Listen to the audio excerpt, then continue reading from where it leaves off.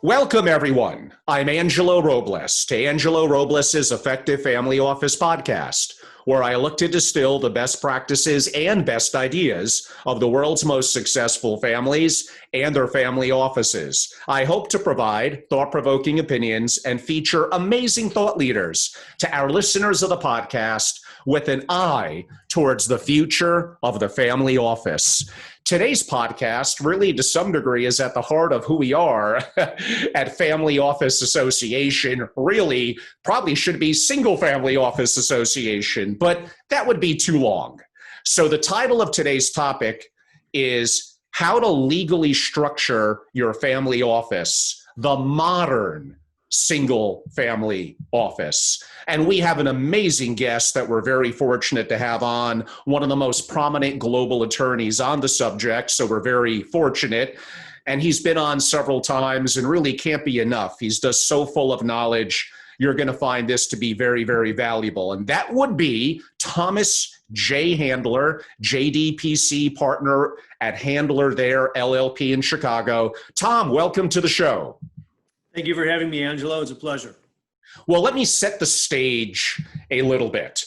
So unfortunately, even in today's world, I would say most quote unquote loosely structured single family offices are exactly that. They're loosely structured. They may be embedded inside a family business or operating company. We're not going to have a lot of time to get into that today. We may touch upon it, and that is not good. It's not good for a variety of reasons. Trust me. Again, we'll probably get into a little bit of that. And there's simply as many families that have a loose organization of individual or some level of corporate ownership intertwining with the assets that they own that are managing it. And it's asking for trouble. If nothing else, you are for sure not optimizing your privacy, your succession, and possible, I did say the word possible tax enhancements.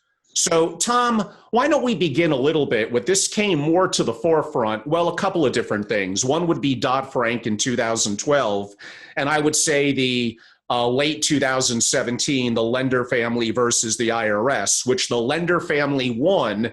And as Tom would know a lot better than me, in cases that have been more public, the IRS has a pretty good track record, unfortunately, against quote unquote families and family offices. So we do like to run with something where the family actually won. Let's talk a little bit broadly about the importance of having proper structure in your family office. Tom, why is that so important? Well, I suppose that the family office is often carrying on many activities. So unlike lender, which was an investment-only family offices typically are involved coordinating lawyers, accountants, insurance agents, risk managers, investment people, and a whole host of professionals, and it's a multi-objective entity, and it should be. And under the Dodd-Frank definition, it's a broader definition. It contemplates long-term wealth management. The committee reports and Dodd-Frank define a family office a little bit more broadly. And because you're carrying out those activities, many strategies will be contradictory to other strategies. And these elements don't all work together without some measure of coordination and a forethought, and it gets quite complicated. So to your point, Angelo, I would first agree, the vast majority of family offices are poorly structured by current best-in-class standards. And I think that's largely because many of them were set up years ago, and the ones that were even set up 10 years ago, if they've not been updated, by definition, there is almost assuredly both estate tax and income tax leakage. It would be almost impossible to avoid it.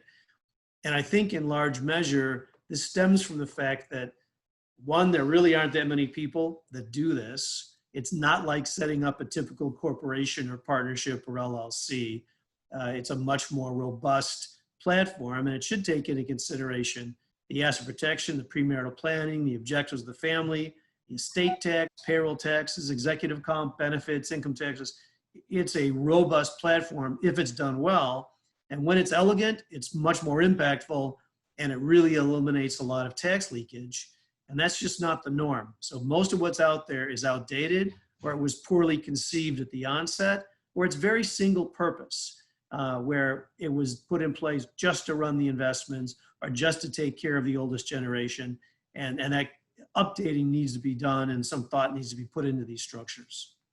That's for sure. And it is a combination, depending on the family needs, and the families are all different, of art and science. But there are certain science part and structures that certainly we would believe that need to be followed. Before we jump a little further into it, I'll read a little bit of something or off the top of my head. Listen, this is complex tax law. You may hear this at a time when everything has changed. You may be an international family where some of this will apply to you, especially if you have U.S. interest.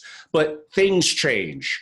And there is some level of interpretation of the law and the nuances. And because it is so complex and somewhat a combination of art and science, you really need to do your own diligence. You need to seek the counsel of qualified, talented people that have experiences in family enterprises and family offices, and probably perhaps even get multiple opinions from the tax and from the legal side. So again, do your own diligence. This is simply for educational purposes, and it's really at the moment because things could change so much, and even then, subject to a level of interpretation right now.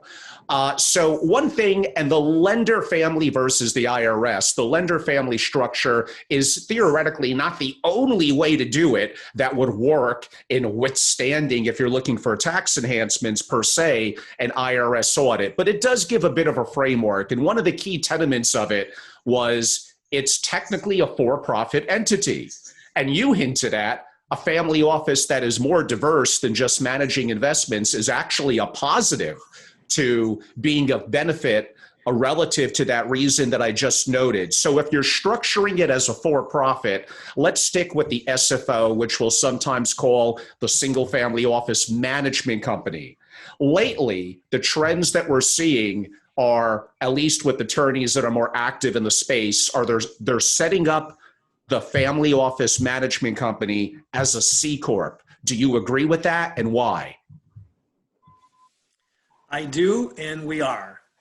So the options include literally any business entity that's out there, but we certainly wouldn't want it to be a liability entity. So things like proprietorships and general partnerships are just not advisable.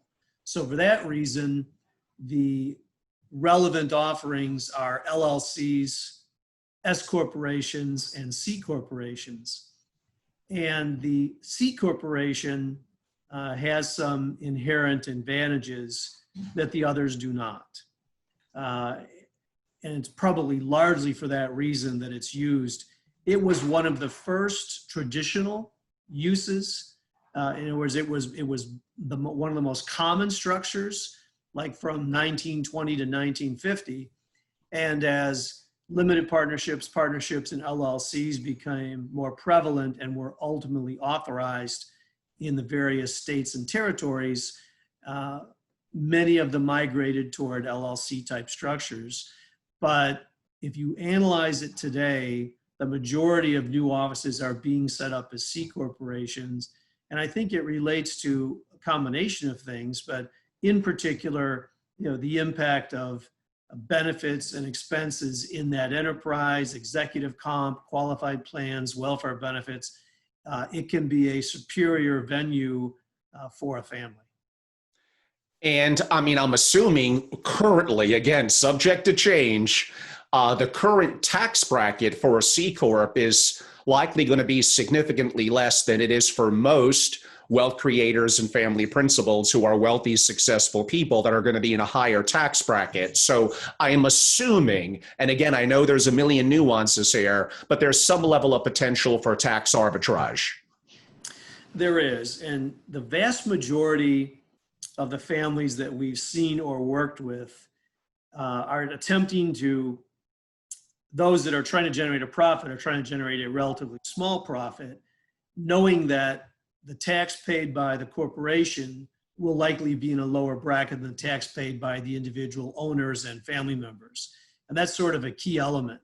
I will start by saying that most family offices consistently lose money. So the goal is to break even, but they typically are losing money. Under what I think is the evolving standard of lender, business purpose has been elevated.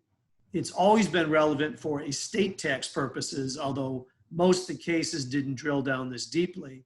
But earning a periodic profit can be a relatively important thing.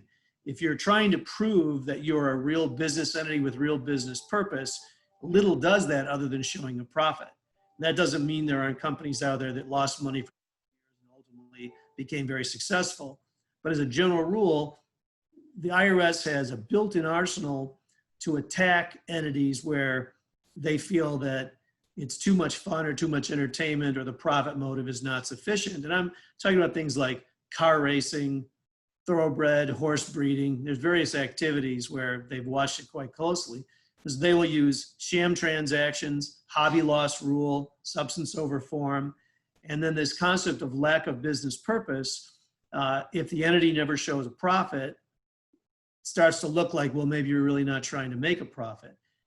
So it becomes more important to watch the financial engineering more closely to make sure that the family office has sufficient revenue to meet all of its expenses and appropriately compensate its people and employees. And that hasn't been done as well in the past as I suspect it will be done in the next decade. And again, to the audience live and those that would hear this in a YouTube or a podcast on one of my platforms, Tom is an amazing attorney. There are some things that he does need to keep proprietary, specific to him, where unless you were to engage him. So there are some kind of secrets to structuring, even within the nuances of an SFO, that we're not going to be able to get incredibly deep on it. But what we're talking about now is probably more data and detail points than probably 99% of you are going to be familiar with or utilizing anyway now.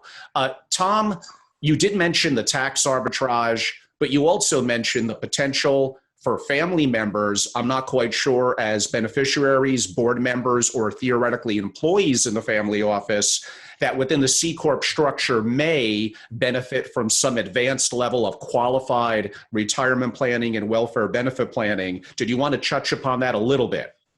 Sure. So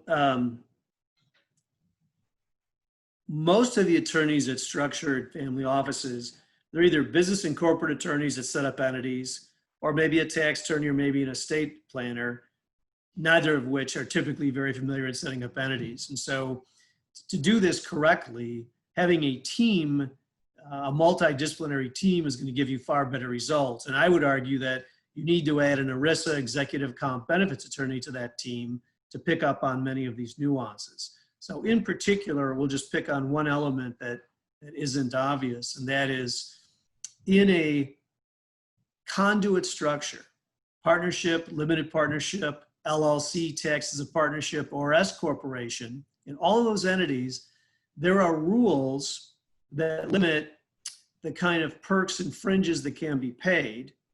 And in the event the employee is a family member owner of that family office enterprise, if you own more than 2% of it, which assuredly the family does, and very strict attribution rules are included, so it's not just 2% owned by the father or the matriarch or the patriarch or the children, it's 2% collectively among the whole family. Well, who controls the family office? Always the family. So by definition, it's typically 100% controlled only by family members. And in that scenario, the perks and some of the benefits, even though the company can deduct them, will all show up either on the K-1 or the W-2 of the employee. So in effect, there is no tax deduction, and they're being taxed on all of those benefits. And that would include things like company car, security, driver, airplane, the list goes on and on. So fringes and perks are defined in the code. There's 40, 50 of them potentially. You can go on the websites of what the CEOs of the Fortune 500 have and get a sense of what real perks look like. But you want to pick up those benefits when you can. You don't want to see them if they're running companies you own stock in, but they're fun to look at if you're the CEO. And then these enterprises are great places for welfare benefits, VEBAs, qualified plans, pension plans. And the reason for that is that those kind of plans, it'll be deductible to the enterprise and not taxable to the employee until somewhere down the road when they pull it out. So ERISA type plans, qualified plans, and benefits are fair game. Then there's a whole series of executive comp techniques and strategies. And many of these strategies mean that either the employee will only be taxed on a portion of it or not at all, or the IRS is attempting to tax the employee on it, but the metrics they use to value the benefit are insufficient to capture the benefit. And a good example would be split dollar life insurance or generational split dollar. It has a value far beyond the amount taxed to the employee. And so it can be a meaningful benefit paid for and deducted by the company. So in a mature family office, it is typical to have a combination of qualified plans, welfare benefits, executive compensation, and fringes and perks. And the economic value of these items can be very, very significant.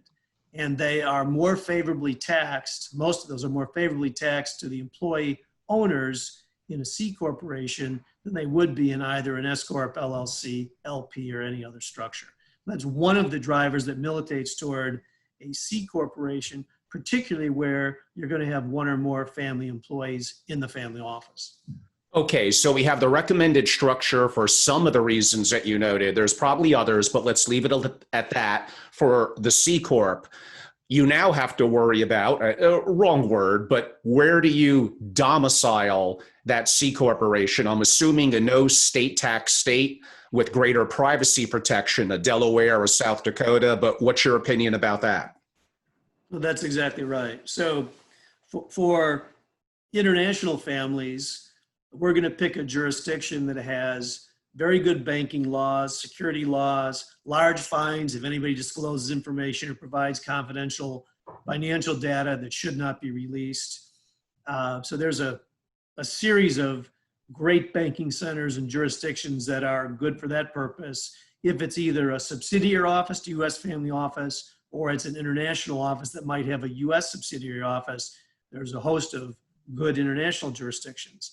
In the U.S., the field of possible candidates, there are probably 6 to 8 that are acceptable.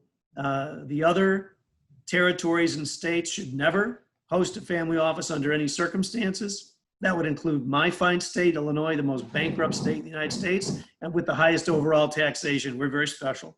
So nothing should be parked here for obvious reasons. And our laws are just not good for this purpose. So you want to be in a place where the laws are favorable. And there are 5 or 6 states that provide very material asset protection. And that's an important consideration. You do not want someone being able to get control of your family office, because the rule in a corporation, unlike a partnership or LLC, if someone gets the stock, and again, the family office tends not to have a very great value because all the money are in trusts and holding companies. So the family office itself does not have much value. So even a small creditor could potentially go after that stock and take control of it. And once they have control of it, they then can name themselves director, hire themselves as president, sell whatever they want of your assets, pay themselves, and hand you back the company the next day after they've gutted it. They have the right to books and records. They can access things you don't want them to see, and they can take control. In a partnership or LLC, which developed under different law, you do not become a member. You do not become a partner. And it can be done in a manner where there are no rights to books and records. And so there's a mere expectation interest and the inability to enforce upon that equity interest. And so you're in a much better position if you're being chased by a lawsuit, a class action, a slip and fall, plaintiff's attorney, whatever the matter might be. You're going to be much better protected, and no one will be able to take control of that family enterprise. So these considerations have to be balanced in coming up with any structure designed to survive the long haul. Yes. Now, we also didn't get into, okay, it's a C Corp, which means a shareholder, and I guess what, directors and officers. what's the best, and I know it's subject to the needs of the family and it may be different at a different time than when we're recording this now, but what would potentially be a recommended ownership structure or shareholder of the C Corp? What would it be, Tom? So whether the structure is a C corporation or an LLC or an S corporation, we want to see the ownership of that enterprise held either by the patriarch and matriarch, who are making the decisions and running the family, or in their living trusts. So in those trusts, if they don't do something overtly, like a specific bequest, the interest will typically go as part of the residue, often equally to all their children, perhaps the grandchildren by representation, so that family lines have equal participation. That's quite common. Our recommendation is to hold it in living trust and to make specific bequests so that the control of this enterprise, which again tends to have very little value relative to the estate, the control goes to those family members you want to have control. So often, if there's a family member who's an attorney, an accountant, a CFA, someone with business expertise, they're often a good candidate to run the show. And of course, they need to be educated and informed and brought along so that they're prepared to take over this enterprise and understand the discipline it takes to run it and what its objectives are. So as a general rule, we like to have this owned in trust. And one of the keys there is, if it's owned outright, it's going to go through probate. And probate in any given state, country, territory, province, it's a public record. So either you're going to be available to anybody at City Hall, at the county seat, or online, or all the above. And no families of wealth want this information public, because if it's public, every gold digger, con artist, cyber hacker, thief, salesperson will know who your family members are, what they got, and where they are. And that's information you want to keep confidential. So having these assets in a trust is a very big deal, unless you want to open up the kimono on your own family office. And I've never met a family who intentionally wanted to do that. No, that's great advice. We skipped over a little bit in the structuring of the single family office management company. And again, we can make this a multi-hour discussion, which we're not going to be able to. So it's impossible to cover everything. But if you follow the lender versus IRS, and again, I know that's not the only way to do it, I get it, but there may be nuances and recommendations to a key executive that's a non-family member that is more than just employed by the family office, but perhaps has a level of profits or carried interest. Now, again, this could get very nuanced, but if you had to simplify it, potentially what would a recommendation be with a non-family member key executive to help to qualify, as lender versus the IRS did, to withstand the potential of possible tax enhancements that a family wants to receive? That's a good question. You're raising a good point. First, many families who've been around for more than a generation or two have outside independent people involved. They have non-lineal family members on the board. They hire part-time and full-time employees. And any employment relationship starts to look more and more like a business. So if you think of the IRS in this process, it's a gradation. They're looking for factors. And you want to have as many positive factors as possible. Outside directors, outside committee members, outside independent employees, all militate toward a real operating business. You're filing payroll tax returns, you have insurance, and if they're compensated based on the productivity of the underlying portfolios, that's precisely what a hedge fund, private equity fund, or venture capital fund is going to do. So again, we have industry indices that we can point to that demonstrate that this is a real and serious ongoing business. At this point, we have a paucity of case law. It's an indicator, but we really don't know where the IRS is going long-term. I'm not sure they know where they're going long-term. It'll take some time for this to flush out, perhaps 10 to 15 years. But in the meantime, we're well advised to follow the lessons of the cases that have come down and to use best practices and try to avoid things that are potential pitfalls or things that at least the IRS thinks are problematic. Whether in the future the court will agree with that or not remains to be seen, but to not take these factors in consideration is just foolishness. Yes, and potentially having the non-family member key executive and the definition of key executive to potentially be excluded from needing to register with the SEC, and that goes back to Dodd-Frank in 2012. Again, that could be a subject of its own podcast, which we'll do in the future, but these are the complex issues that you need to be aware of. And if you're listening to this and you're a family or a SFO executive, this is very, very important. And like Tom said earlier, you may have a wonderful tax attorney, a wonderful T&E attorney, a wonderful business attorney. I'm sorry, unless they're really, really dedicated to the single family office community, they don't really know how to put all of this together. There's very few people, there's some, but there's very few people like Tom. And even then, he'll have the resources of his firm and specific experts inside the firm to help with the nuances of each of those applicable aspects: asset protection, T&E, business structuring, tax, etc.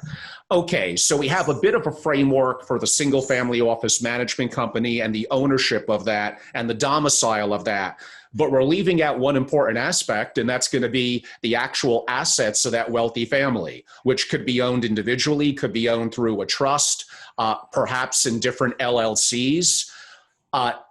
There now needs to be, okay, who owns those assets? Are they optimized? Where are they domiciled for privacy and greater asset protection? And the intertwining agreement that the family office management company is going to legally have with the asset entity that they're managing and charging a fee for a for-profit.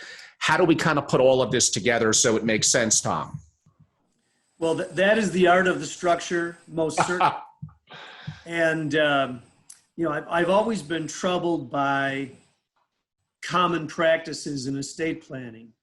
So I'm very fond of GRATs. I'm very fond of intentionally defective trusts. I'm very fond of dynasty trusts. They're all very effective tools for different purposes.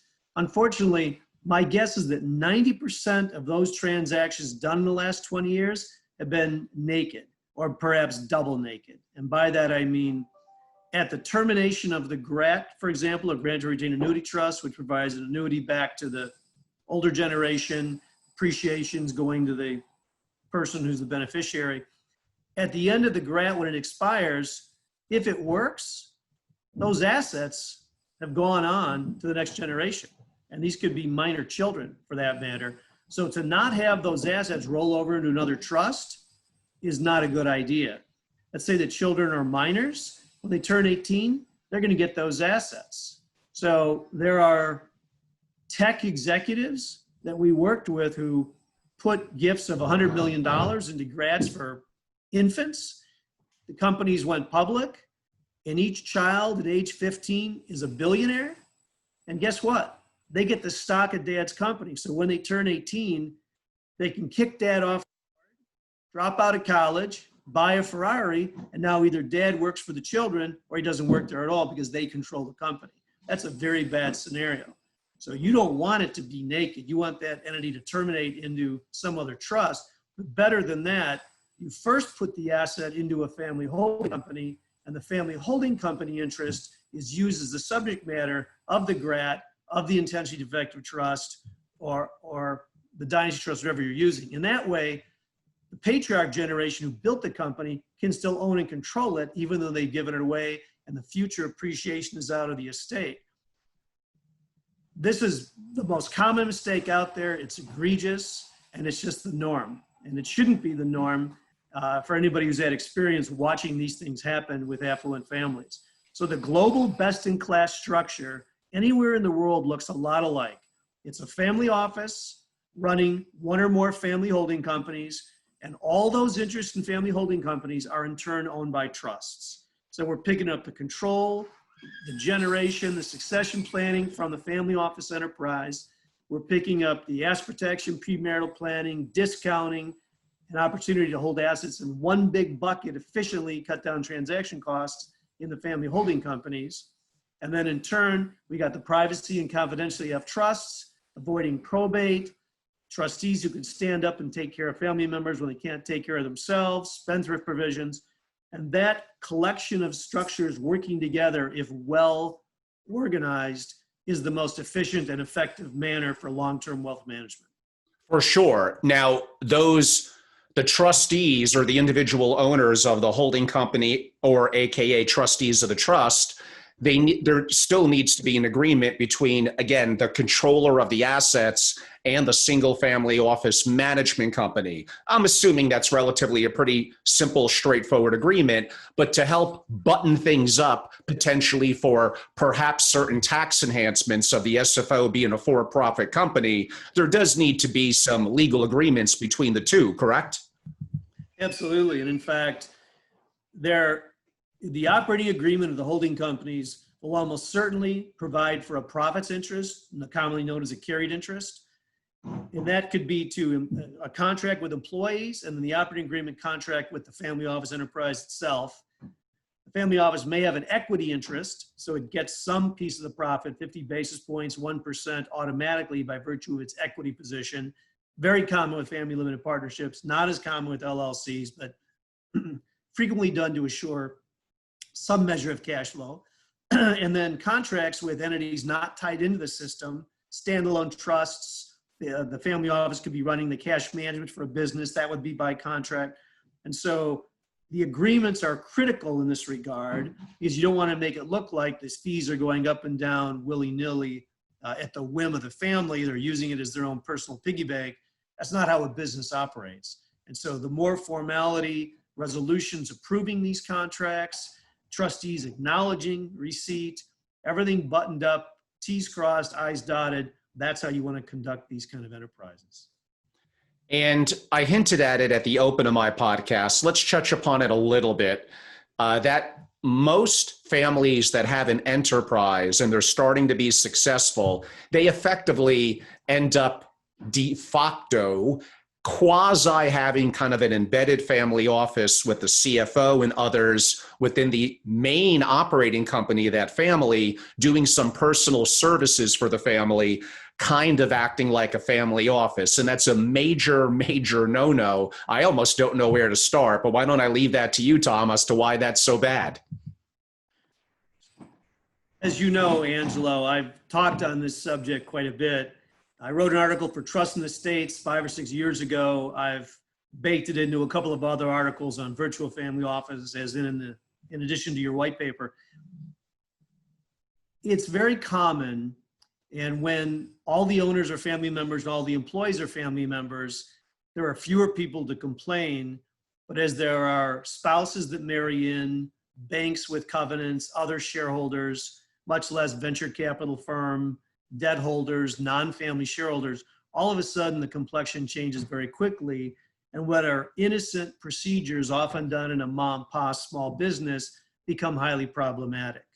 They become breaches of fiduciary duty as officers and directors. They become usurpation of business assets for a personal purpose. They are not legitimate tax deductions. An operating company can't deduct the cost of your personal tax preparation or your tax planning or your estate planning or a host of other things, and are often run through these enterprises. When that happens, you also then create violations of your bank covenants and consents, violation of your venture capital agreements. All the employees, you've now used money that could have been available to pay them bonuses, has now been used for a personal purpose improperly. Deductions on a tax return that shouldn't be there, arguably it's an incorrect or potentially fraudulent tax return at both the state and federal level. If you've got qualified plans, it's an ERISA violation, which provides for treble damages, punitives, plus attorney fees, a very serious matter with the Department of Labor. And so what start out as simple little matters that really no harm, no foul, very quickly evolve into this is not a very good idea. And I've heard estimates that as many as 25, 30% of US family offices are embedded. I think that number is at least 15 to 20%. And in Asia, for example, it's the rule. It's the norm rather than the exception, including large global public companies that I've talked to, and their family offices inside these companies being paid for by all the shareholders, completely improper. And the bigger issue here is that for the private business, if they go to sell, merge, or take it public, there are standard representations and warranties that they would have to execute, and they can't sign any of them without perjuring themselves. I've not used corporate assets for personal purposes. You have. I've not violated ERISA. I have. I've not violated my employment agreements. You have. The list goes up and down. And so the inability to make those representations means either the deal is not going to go through, you're not going to take the company public, or you're going to get a bad haircut on the price, all of which are horrible things. So it's possible in the embedded family office to do the accounting very carefully. It could be done, but it's quite difficult. It's playing smart poker. It's playing bad poker. You want to play smart poker. You want to set this up where it's more difficult to make a mistake. You're more likely to be compliant. And when it comes time to exit and there's an acquisition audit by a CPA firm or a due diligence review by a law firm, these things are all going to come out. And when you go to sign those representations, you can't sign them. You want to be on the other side of this where you're getting a premium on your business because it's so well run and so clean. And I've seen this happen, outside board members, independent audits, beautiful personnel files, everything buttoned up. There's very little for the accounting firm or law firm to poke at. And consequently, you get a premium on the company when you go to exit, which is a far better spot to be in. The one subject that we didn't cover in the kind of the intertwining of the single family office management company and the assets, and again, the intertwining agreements between the two or the multiple, if it's multiple holding companies or trust of the assets is, and this is where it gets a little complicated on the tax side and potentially is also maybe more art than science, is if it's a small family without a lot of beneficiaries and mainly the assets are owned by the wealth creator, but the wealth creator also is the vast majority shareholder or the living trust, quote unquote, benefactor of the organization or of the entity that owns the single family office management company. Arguably, is it too similar, the for-profit single family office and the assets, and especially without a non-family member key executive, is that probably or perhaps pushing the envelope on tax benefits of doing the structure correctly? Well, it's a tighter case. So I would argue that there's nothing to preclude the family office in that scenario, but it would need to be well executed and well thought out in order for it to be effective. There's no sense in taking risks here that are unnecessary if they can be avoided. And so the structure can be compelling. And as the business continues to evolve, it can provide a meaningful source of support, tax benefits, governance for the family to give them a better shot at carrying forward. And by being separate, simply putting it in place for defensive purposes, not to breach duties, not to violate contracts, not to breach bank covenants, I would argue alone that that's a sufficient business purpose in itself. That's a compelling purpose not to have violations of the law that cut across a wide range of areas. And some of these could be criminal, such as ERISA violations or tax fraud. So I believe the structure is compelling. In a case where the facts are close, I think you want to do this with a higher level of discipline and be very cautious. On that note, we are going to have to wrap up. I hope everyone enjoyed it. It was a rather intense discussion, perhaps a little shorter than I would like given my time schedule for today, but of a very, very important topic. Tom, for those people that would have an interest in learning more about your firm and reaching out to you, how could they do that? Our website is handlerthayer.com. We're easy to find, and I'm based in our Chicago office, and be delighted to talk to anybody who had any questions. Excellent. And everyone, I'm Angelo Robles. I'm the host of Angelo Robles' Effective Family Office podcast on Apple, Stitcher, iHeart, Spotify, and other platforms. And our YouTube channel is simply Family Office, so Family Office Channel. I'm the founder and CEO at Family Office Association, global membership organization dedicated to families of great success and their single family offices, doing a significant amount of proprietary content like subjects like today, hosting global programming, a bit on hold because of COVID, but we're doing hundreds of annual programs now near every day digitally. So it just is a bit of a different format, but in some ways it perhaps has been better from a more consistent basis and an intellectual deeper dive with wonderful guests like today we had with Tom Handler.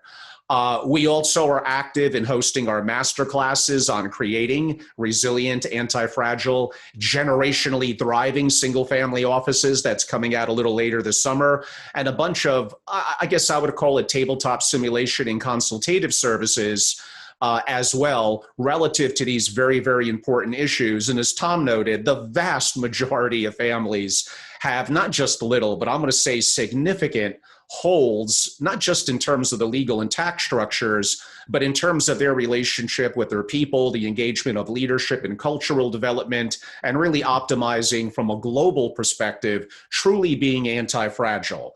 I could be reached through my website, familyofficeassociation.com. Email is angelo@familyofficeassociation.com. And I'm very, very active on social media. You could find me. On that note, thank you, everyone. Tom Handler, great guest as always. Look forward to the next time. Thank you.